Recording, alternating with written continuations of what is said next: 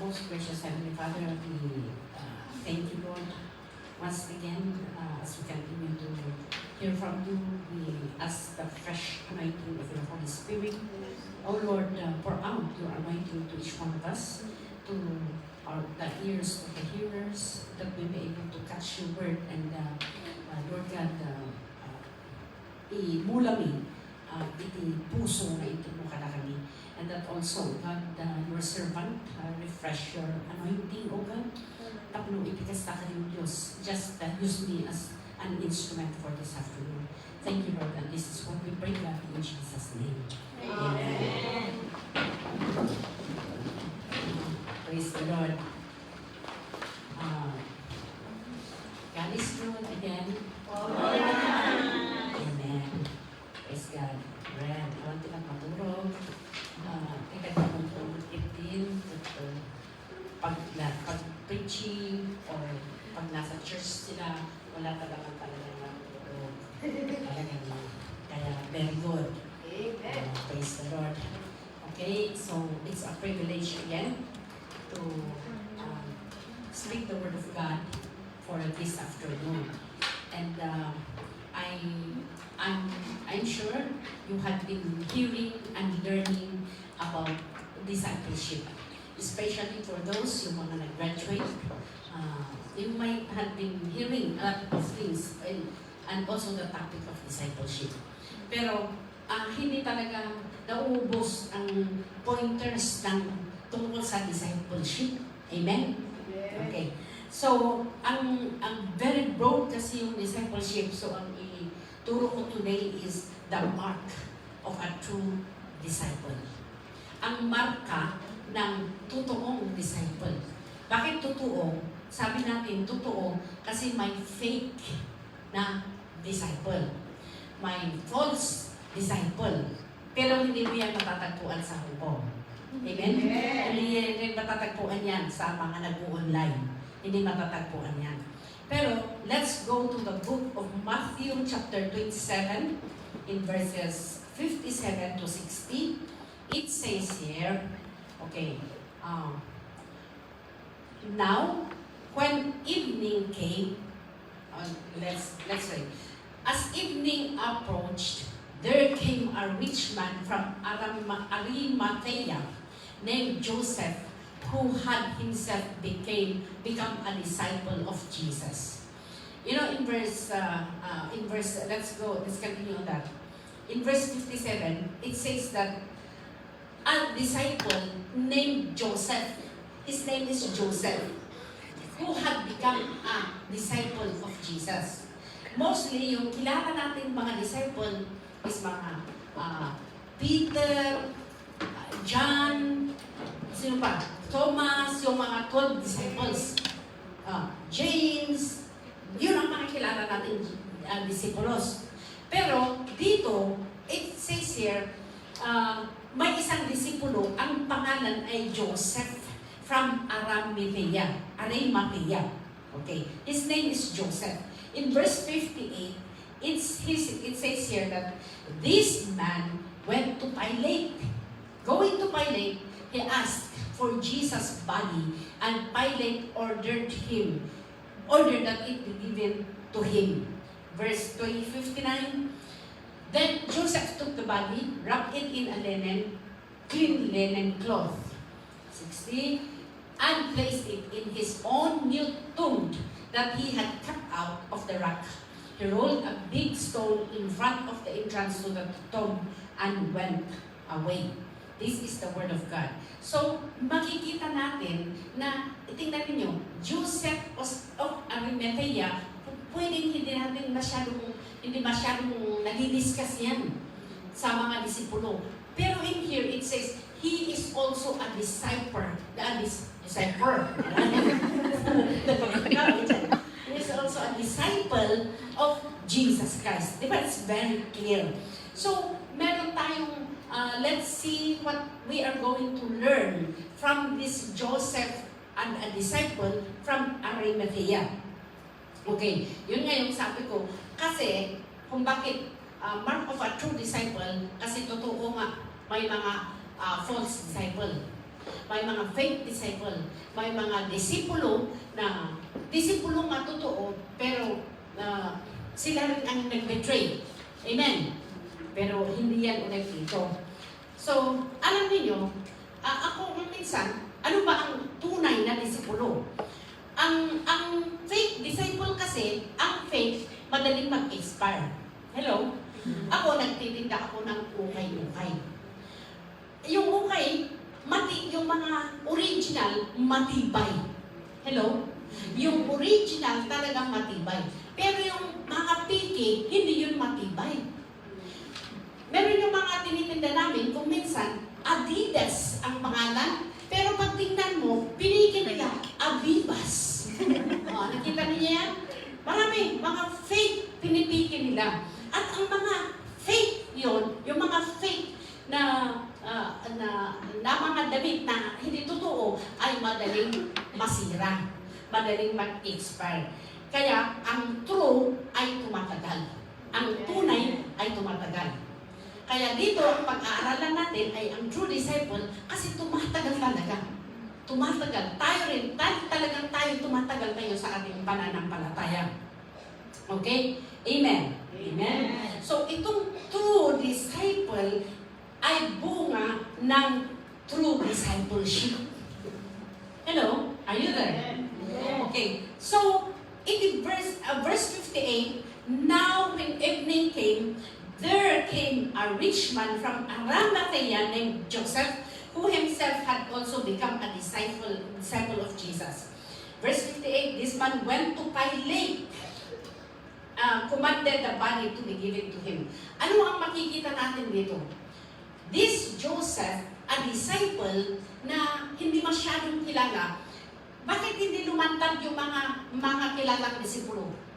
This was during the time na namatay kasi si Jesus, that they buried him. Nung namatay siya, wala bang bold na mga disipulo na nagsabing, ay saan kaya yung body ni Jesus? Only this disciple na named Joseph, he went boldly to this Pilate. Very bold siya. So, a mark of a true disciple, number one is bold. Joseph went to Pilate boldly. Hello? Bold na tayo. Ang ibig sabihin ng boldly is, even when trials comes, you are bold enough. Even if there are things that maraming mga tao na nagdi-deny na, pero a true disciple still are bold enough. Kahit parang medyo nakakatakot, where is our boldness? Tingnan niyo, si Joseph, pumunta siya doon kay Pilato, Pontius Pilate. Siya ang nag-ask ng body ng ating Panginoong Jesus. Palidayaw ni Apo Diyos. Amen. It might be for us here, there are hidden people, hindi sila, mabalik nga, they are true disciple yung, at aging nga, kahit mga saon, ang true disciple is hindi yung, nadaing lang, ano sa una, hanga kasi dyan. Ang nga makita iti inadwan, iti saon. Amen. Hindi yun makikita sa maraming pananalita. Hindi yan hindi natin doon makikita ang true disciple. So, praise God in Luke chapter 23, iti verse, okay, let's read again this Arimathea in verse 50. Now, behold, there was a man named Joseph, a council member, a good and just man. He had not consented to their decisions. Who had not consented to their decision and action. He came from the Judean town of Arimathea and he was waiting for the kingdom of God. Itong disipulo na ito, he was also waiting for the kingdom of God. Okay, so, ano ang nangyari? He was, hindi man siya popular, pero hindi siya nag-compromise. Diba? It says, he did not consented to the decision and action. Yung ano yung action nila? Di ba, pinapatay nila ang Jesus. And he was not, hangin nga nag-compromise si Suna. He did not. So, a true disciple is hindi yan magko-compromise. Amen. You tell yourself, I will never compromise. I will never compromise. Amen. Alam niyo doon sa kasi ngayon, lagi-lagi ako doon sa Sagada. Kasi taga-Sagada ako. Tapos, nung umuwi ako, yung iba kong kapatid, of course, unbelievers sila. So, one time, yung isa kong kapatid, nasa poblasyon ako sa Sagada, nasa baryo namin siya, sa Antalaw, sabi niya, bili ka nga ng isang case na San Miguel. Kasi nagpapagawa sila ng bahay. So, ang buhos na, alam niyo yung bagya, buhos. Doon ang buhos na ako na, bili ka nga ng sabi ko, naku Lord, bakit nila ako pinabili? Ay, naman na pastor ako. At kung sasabihin akong, kung hindi ako bibili, pupunta rin siya bibili. Tapos, ang ginawa ko, bumili ako. Dumating ako sa bahay. Tapos sabi niya, yung mga alak na yan, ilagay natin dito sa bahay daw namin. Sabi ko, ate, alam mo, hindi talaga pwede na iwanan mo dito yan. Lalong-lala, tinuturo ko na hindi pwede ang alak. Tinuturo ko na hindi pwede ang alak. Hello? Kaya baka meron kayo dito nag-i-store. Baka may store kayo sa Pilipinas. Baka nagbibinta pa kayo ng alak. Kung ayaw ninyo na ang asawa ninyo ay iinom ng alak, bakit ka nagbibinta? Ikaw mismo ayaw mo umiinom ng alak ang asawa mo. Hello? Larabaw niya, don't ever try to compromise. Si Joseph of Arimathea, he did not compromise. Talagang naging, apart from his being boldness, hindi siya talaga nag-compromise. Kaya alam niyo ang kung minsan, pero dito sa Hong Kong, wala namang nag-compromise sa kanilang pamati. Amen? Dahil magkwento ako. Magkwento ako, Marami akong kwento, lalong-lalo kung may natutulog. Pero wala namang natutulog.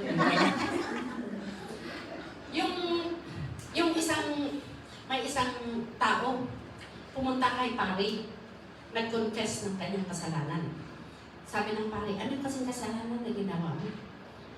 Ay, Father, kasi yung kapitbahay namin, ninakaw ko yung 5 papaya.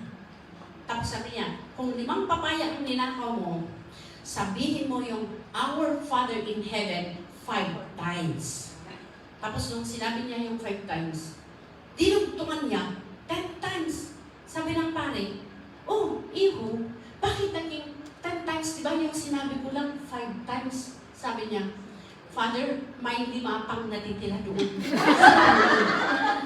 Pupuntahan ko pa kukunin, kaya uunahin ko na. Hello? Hello? If we had confessed our sins, and God is just to forgive us, let's not compromise. Amen. God is good. All the time. Hello? God is good all the time. Alam niyo, si Peter, in the book of Luke, makita natin doon, chapter 22, verses 54 to 62. Si Peter, di ba, nung na-arrest na-arrest ni Jesus, in verse 54, it says that he followed, di ba? Then seizing him, they led him away and took him into the house of the high priest. Peter followed at a distance. Sino si Peter? Isang disipulo. Okay, one of the disciples. Verse 55, but when they had kindled a fire in the middle of the courtyard and had sat down together, Peter sat down with them. So, walang question. Naki-anido mo. Mayat niya. Naki-anido. Okay. So, in verse 56, a servant girl saw him seated there in the fiery light. She looked closely at him and said, this one is with us, is with him. Okay, tuloy natin. But he denied it. Woman, I don't know him, he said. Tingnan natin. Once Peter tasted the goodness of Jesus as a disciple. But there was one time, ano ba? Bakit? Bakit siya? Natakot. Natakot siya. So he denied, sabi niya, ay hindi ko naman, I don't know him. Hindi ko siya kilala. Maramdama, no, amuda nga dyan, friend mo, at medyo, kasi napadas ko rin ba? Napadas ko. You know, when I tried, ano, kwarta, awan utang ko. Ayaw, alo-alo din making ama-amuhan niya. Uray siya saan ko ang amo, aw-awisan lang, nga nilong, kanina. Uray itibin niya, aw-awisan lang, nga ninang kaninang, ninong ni Mr. Pero nung bangkat na ako, nung wala na ako pera, kahit yung mga kilala ko, kung nakikita nila ako, ayun, kaslangan niya, kahit kakain ka sa restaurant, parang wala ka ng karapatan. Sabi niya, ang karapatan nga, kasi ma-feel mo eh. Uri, itikadwatay ka na mati. Pag-iistoryahan, pagpipiyastaan. Yung awan na ito, ititago free believers. Pag-mga niya, kasi dyan itidado mga experience na dyan mo maawan ka, makita kung sino ang tunay mong friend. Kung sino ang tunay mong friend. Sabi pa nga ng Panginoon, the love ang tinuturo ng Panginoon, pray for your enemies. Yan. Ay kung ako, hindi pa nga niya enemy. Ano, uta-utang na, intalag na ang mga kwartata kanya. E di iskawan, siniranda amin siya, dagi siya inawis ko. Apay umay dapat di siya, pwesto ka mga uray ti koleksyon ko. Hako mo tayo nagduman siya kwartada. Indirin suda, inawis ko lang suda. So nga nagrigat kayo, nagrigat kayo ang awis. Tatanda ka, hindi adal ko dyan. Let's use our gift na ito ni Apo Discard na yung iawis lang for the kingdom of God. Amen. One of my testimony, nag-ijay lang na nangyari kanya. Ado, tiinsuro ni Apo Discard na when not everybody kayang mataluk. Hello? Amen. Manay ni Apo Diyos. And one thing that I would really thank the Lord is talagang pagyaman ni Apo Diyos, the full restoration. Kasi itibiyay, affected ikpamatin. Hello? No, kaya tayo, if we are desiring something, anyang ita, apay biyay, kaya, apay nga, tayo, ikikwarta tayo, 50%. 50% kan in 1 month, ibalik nila. Bakit? That is greediness. Nung hindi na iskamak, sakto ko na ko na, ayun, sayang na kumaili, sayang. Kung alam mong iskam yan, hindi ko pinasok. Kung alam mong mali yan, hindi mo pinasok. Di ba? Kung alam natin na mali yan, pero ganyan kasi ang trabaho ng Diablo. Pinong-pino, pikas-kasta ni Diablo. Hello? So makita tayo, ituloy tayo kini Peter. Okay, iti verse 58. A little later, someone else saw him and said, "You also are one of them." "Man, I am not," Peter replied.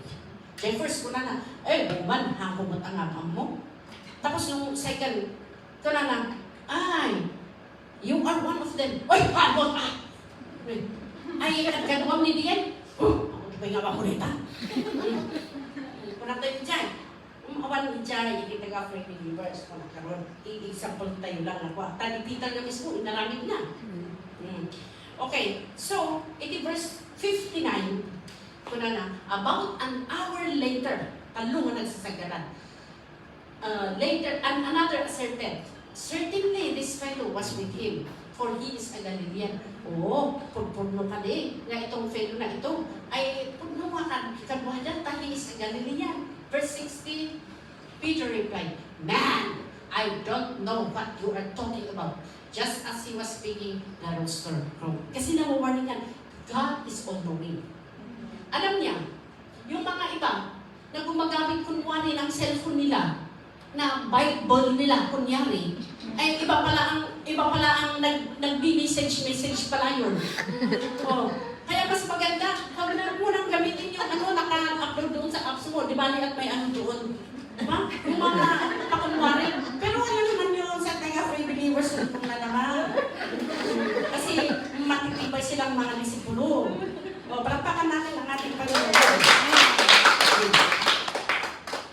natin, nung una, Peter was also very bold. Pero nung when Jesus was already suffering, hindi na niya inamin. Di ba? Maganda ang pakikisama. Pero, nung nabuking na, naglaglagan na sila. Question niya? Hello? Asjay, pagyaman tayo, even in our church, a lot of people are going away because they don't want our teaching. Dito sa ating pinag-uusapan, si Peter man ay nagkamali. Pero, a disciple can make mistakes just like Peter. But we learn to accept our mistake. Kasi nga walang nang perfecto dito sa mundo. Walang perfecto. Kahit perfecto ang pangalan mo, walang kami pa rin perfecto. Ang mga pangalan nila, perfecto. Pero hindi pa rin sila perfecto at perfecta. Hello? Kaya, once we realize, buti nga, at least si Peter, may warning ng Panginoon, kaya biglang nakuan, ang ginawa niya. Nagbabawi. He wept bitterly. Si Judas, isang disipulo. Siya ang he was used by the devil. Na siya ang, yung kisang isudiyan. Isudiyan ang itulong. Nung, nagbabawi ni Judas, the only problem, two of them realized that they made a mistake. Peter made a mistake, but what did Peter do? He wept bitterly, he realized and he repented of his sins. Judas, he also realized that he sinned, pero ano ang ginawa ni Judas? Nag-suicide. Tapos yung mga mag-preach, sabi niya si Judas nag-suicide, go and do likewise. In Jesus' name. Amen. Manidayo ni Apo Diyos. God is so good. So, yun. So, ang disciple, ang meaning niyan is, di ba alam natin na follower. Follower. Okay. Follower, estudyante, ganun. Kaya nagpapasalamat ko tayo at tayo ay nandito para mag-aral. Kasi nga estudyante tayo. Okay. Ang isa pang ng disciple, ang root word niyan is discipline. Discipline. Kaya, kagyaman tayo di ako, really God is good. Amen. Haan ko nga, hindi ko tamtamaan, yung mga nakapantaron. Well, haan ba na tamtamaan mo? Pasko na, tagapin ko. Bakit ko pa ay, wag alam. Tagalog na naman. Yun nga, sabi ko talaga, we are proud. We are a Filipino. And we need to speak to our own language. Kaya lang, kung minsan, basta. Praise God. So, discipline. Discipline, kahit yung mga pananalita natin, we need to discipline what is coming out from our mouths. Yung mga expressions ba natin, magbaliwan aming nagijela. Tapos ko na nga, ang evangelize kay Jen. Nung unang-una, 2000, pumunta ko dito sa Hong Kong. Kasi ako sa Hong Kong, hindi Sunday. So, that Sunday is, we went to Chatham Road, that is street preaching. So, I went to the street preaching. Nag-observe, ano naman, siyempre, first time kong makita yung style ng street preaching. Galing man ako sa Singapore, pero hindi kami nag-i-street preaching. So, first time ko, sabi ko, ano ba yung galing kami? Nung nakaupo ako, nakapanda ako, nang nakaupo ako, may lumapit ng taga-free believers. Hawak-hawak niya yung tracts. Tapos, nagmaya, sister, ako mayang pinupuntahan ng Sunday, nagmaya dyan kasama. So ako na, ganyan pala ang mag-evangelize. Hangat rupa ko, rupa. You smile. Diba, yung mga sales ladies, napanos ko nga, dati sales lady na, we always say, wear your smile. Kasi ako, nasubukan ko bumibili, kung ako ang bumibili, tapos nakaroon pangat diya, at pinakapansinan, kung panawak, sayang pa yung binta. Sayang jay same. Kasi jay, iso nga, ilinalpas ka, okay, thank you. Ilinalpas ko na nga, uwan siya ni si Serida, barbaro, akad ba yung chicho? Sikaramot! Ano ko pa na, nagpapintas. Kaya kung nga kita, just tayo mag-evangelize. Iso nga, evangelism, napintas evangelize tayo ko, we wear our skirts. Amen.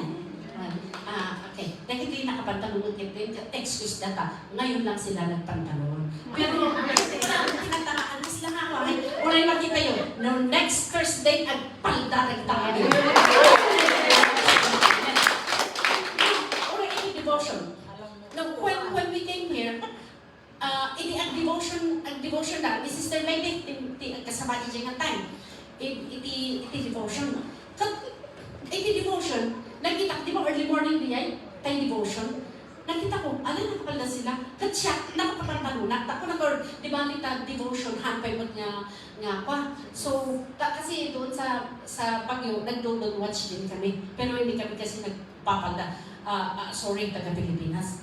Nung talaga kung galing nga nung paminsan, hindi kami talaga kasi early morning, we get up, 5 o'clock, devotion bingot ni Jay. So nga, nakapantalon kami para pagkatapos yung devotion namin, we go where partida dumay yung palingki, partida ano-ano tayo panami. Iso nga yung inikikitak. Nagpalala mo kami. Iso nga, inahay ko magtamanak magtagpala. Oh, tagmayat nga kitaon. Tagalog. Hindi pa nagdamdama. Pumunta si Pastora Gloria. Tagalog. Mag-English. Okay lang. Okay. Nung dumating din si Pastora Julia na maki-attend ng Gloria from Singapore. Kasi kaming lahat. Nag-attendan siya ng devotion. Nakita ko, siya yung nakapadyana.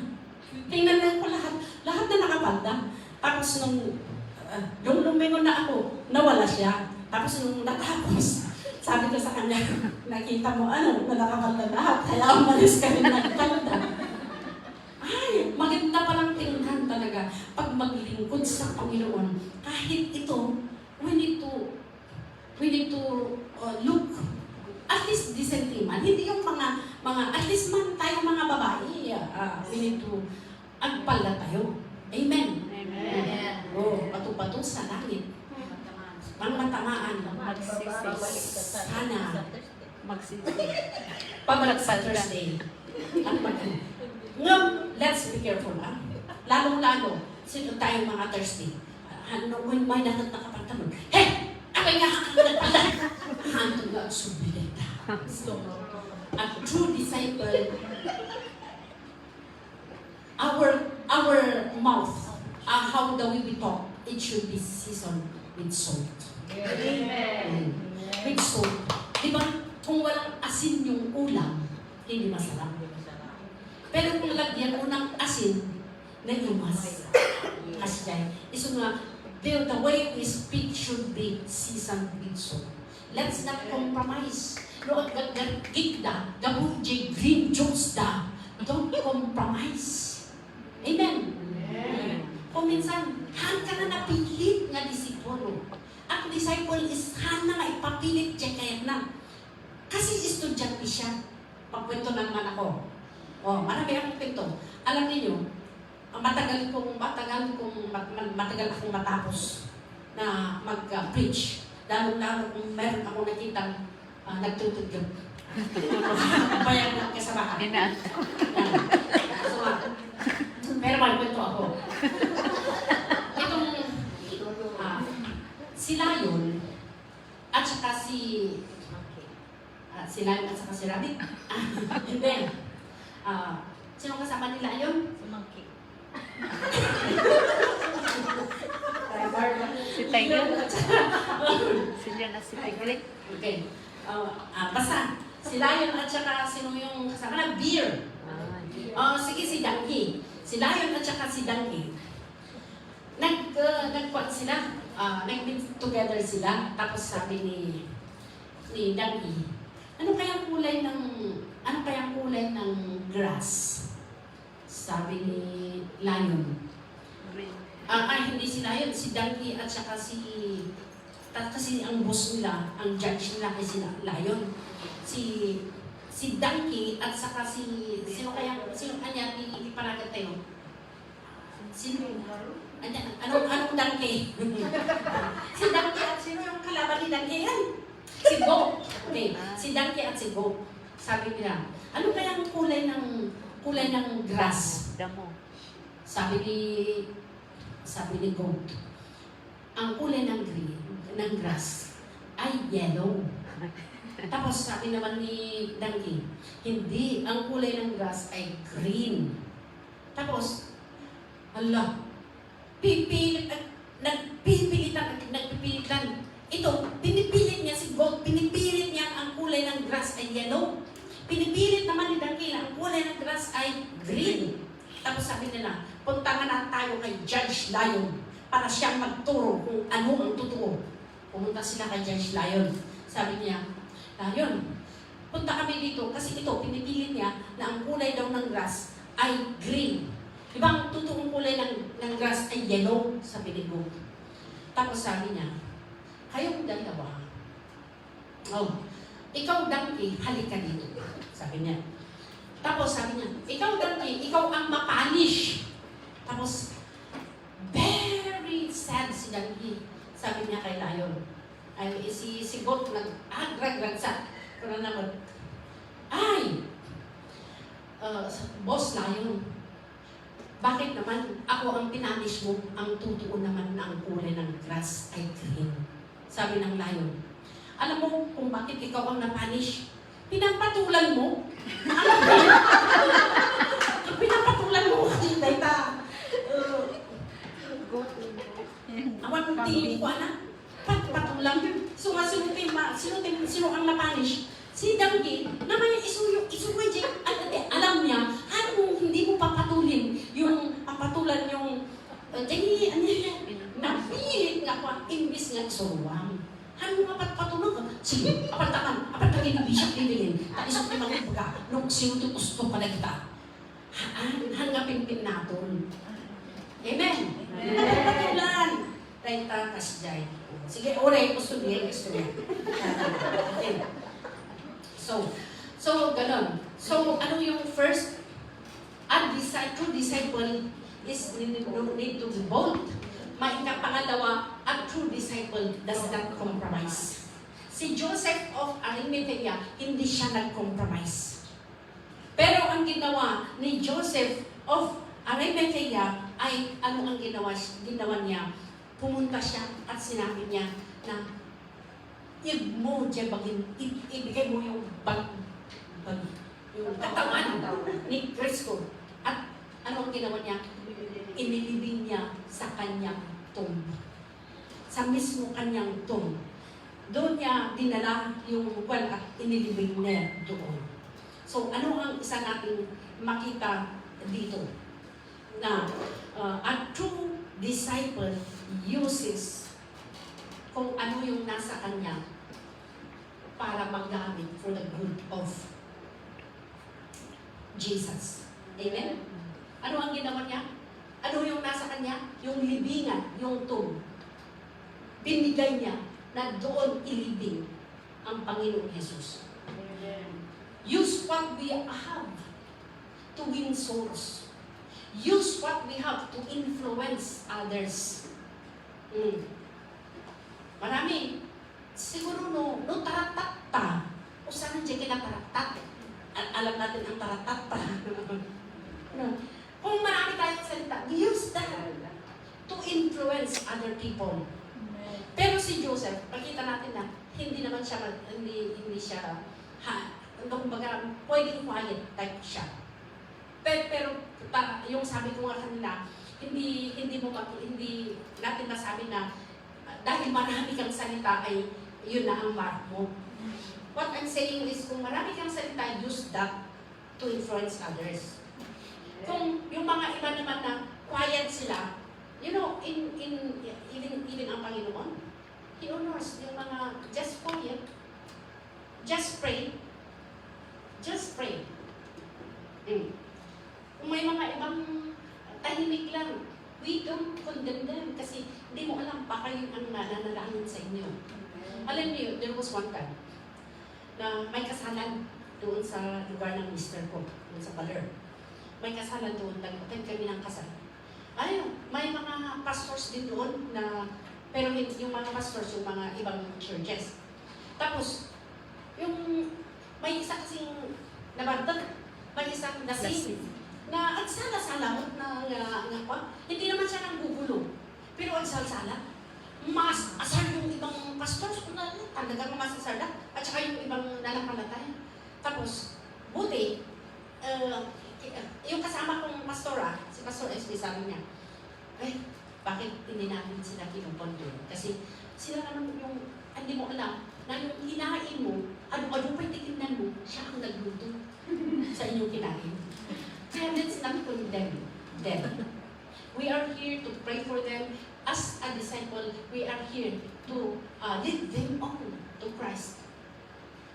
In perfect time, yung mga pinapanalangin mo, isulat, I'm encouraging, yung kakilala mo, isulat mo.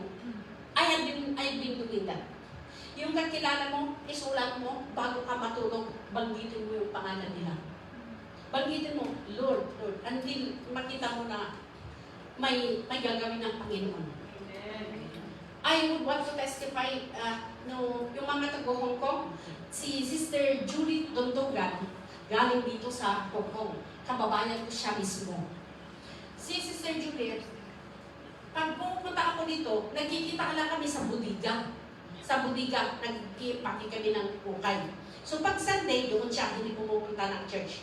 Hanggang one time, sabi ko, you go to church. Ayaw niya, ano magbaga na ako natalo. Nung pagpunta ako doon, hindi ka siya kasi matalas yung mga sungay ko. Hindi ka siya doon sa pintuan. Ang pintuloso ko. But you know what? Sabi ko, itong tracts na ito, ibigay ko sa inyo.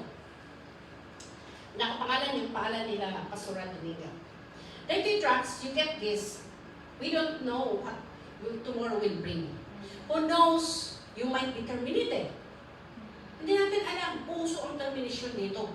Pero I've been praying for her. No, I did not pray for her to be terminated, Hindi ko pinanalangin niya. And there was one time, wala ako dito, na-terminate siya ng middle of the night. Umiiyak, sabi niya, naisip niya, buti yung trucks na binigay ko, hindi niya tinapon. Naisip niya, sabi niya, si Sister Ida, may pinigay na inalakal niya lahat yung mga hotel. Nakita niya yung address natin, yung contact number dito sa Free Believers sa Hong Kong. Tinawagan niya, ni-meet nila siya, nag-transient. Doon siya na born again. Result of prayer. Pero hindi ko nga I did not pray na ma-terminate. Takbo isunti ko. Diyan, na-terminate. So, nagtutuloy nga namati, lumago siya sa pananampalataya. And then, umuwi siya sa Pilipinas kasi dalaga na siya. Medyo tumatandang dalaga. Nung nasa layon siya, kasi kababayan ko mismo, kabagyuan ko sa Sagada. Nung nasa layon siya, tinestemony na niya ito sa atin. Nagkabay-kabay kami. May nagte-testimony. Sabi niya, alam nila, young adults po namin siya bagyo. Nung nagte-testimony, sabi niya, binata naman yun. Sabi niya, I claim this to be my husband. Sabi niya, na naipatungpal. Si Manuel Kiwas. Naging husband niya. Yung ng Bomboradyo, pero retired na siya. Si Manuel Kiwas, matagal na siyang member sa church, young adult. Pero ngayon may mga anak na sila. Sila na ang isang nag-coordinate sa balakbak. So, let's be bold enough. No, during that time, na hindi siya nag-response, mapalipay na kinusilapan sila nga makupos. Let's be bold enough. Bring them boldly to God in prayer. Amen. Yeah. Let's use what is within us to influence others. Your gift could be may nasa inyo na hindi ko kaya gawin. Pero may isa nasa akin din na hindi mo rin magawa kasi nga iba yung pan natin. Tingnan mo yung ibang nag-preach Kasi noon, may isang preacher din na gusto ko yung ginagawa niya nag-preach. Kaya nung pumunta ako sa Lions, parang kinakaibig ko ba? Kung may invite ako, at hindi siya ang pagkasama, sabi ko, sayang.